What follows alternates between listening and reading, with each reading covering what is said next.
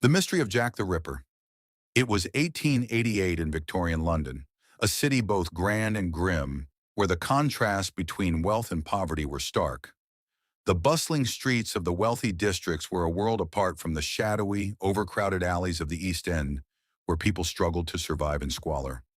Whitechapel, a district notorious for its high crime rate and desperate poverty, was the setting for one of the most terrifying series of murders the world has ever known. It is here, in the heart of the fog-covered streets, that a figure known only as Jack the Ripper made his name, a name still spoken in whispers to this day.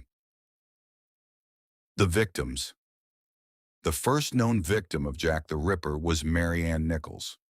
On August 31st, 1888, her body was discovered in Bucks Row, with her throat slashed and her abdomen mutilated. Her death was shocking in its brutality, but little did the people of Whitechapel know that this was only the beginning of a spree that would leave 5 women dead and countless others in terror.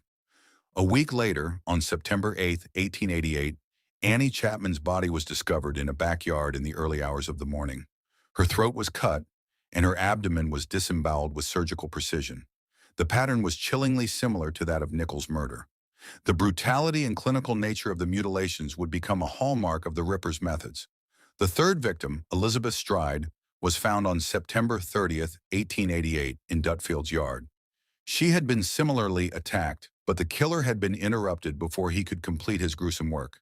This would be the only murder that seemed less complete, but it still demonstrated the Ripper's signature violence. Just minutes after Stride's murder, the body of Catherine Eddowes was discovered in a nearby street. Eddowes had suffered the same fate as the others, but this time the mutilations were even more gruesome.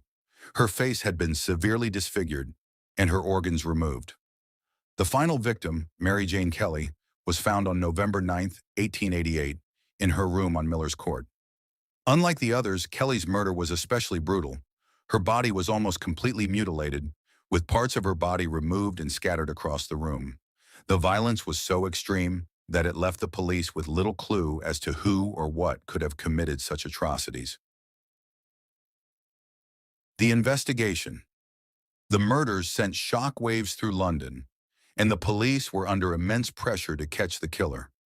Scotland Yard launched an extensive investigation, but despite their efforts, they could not find any conclusive evidence.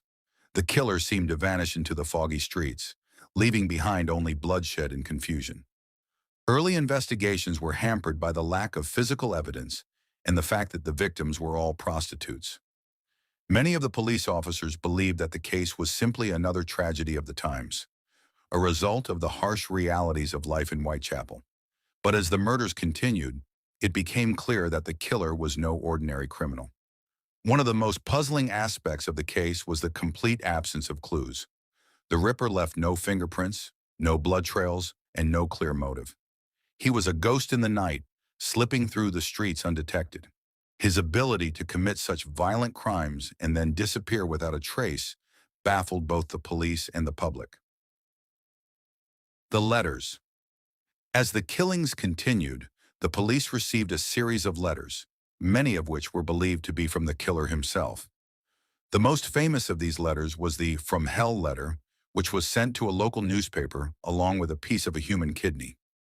The letter, written in a crude, almost childlike handwriting, taunted the police and claimed responsibility for the murders. It was signed Jack the Ripper, and it confirmed the killer's morbid sense of pride in his work.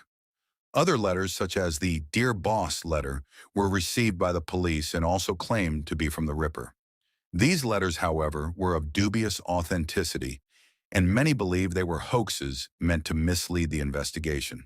But the fact that the killer seemed to revel in the attention he received from the media only added to the terror he caused. It was as though Jack the Ripper was not just a murderer, but a performer, someone who enjoyed the fear he instilled in others. Theories and suspects. Over the years, many theories have emerged about the identity of Jack the Ripper, but none have been proven. The case remains one of the greatest unsolved mysteries in criminal history. Several suspects have been suggested, from local men in Whitechapel to prominent figures, including Montague John Druitt, a barrister who was found dead in the River Thames shortly after the final murder. Some believe he may have been the Ripper, but there is little evidence to support this theory. Aaron Kosminski, a Polish immigrant who was a suspect due to his mental instability. He was placed in an asylum shortly after the murder stopped, but there was no direct evidence linking him to the killings. Sir William Gull, a prominent physician and a royal doctor, some believe Gull may have been involved in the murders, possibly as part of a larger conspiracy involving the royal family.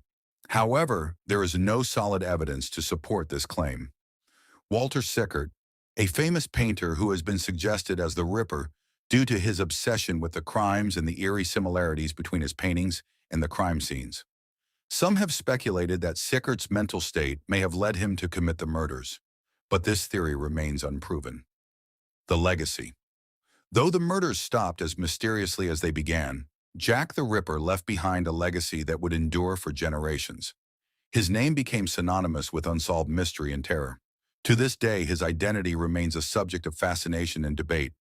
Books, movies, and documentaries have been created, and the mystery of Jack the Ripper has taken on a life of its own, evolving into a part of the criminal folklore.